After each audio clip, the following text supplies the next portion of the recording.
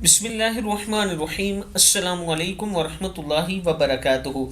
عابد راجہ channel کی طرف سے آج میں اپنے دوستوں کو رسول اللہ صلی اللہ علیہ وآلہ وسلم کا ایک فرمان سناؤں گا۔ آپ دوستوں نے اس پر ضرور عمل کرنا ہے۔ رسول اللہ صلی اللہ علیہ وآلہ وسلم نے ارشاد فرمایا، میں تمہیں جس چیز کا حکم دوں اسے مانو، اور جس چیز سے روک دوں اس سے رک جاؤ۔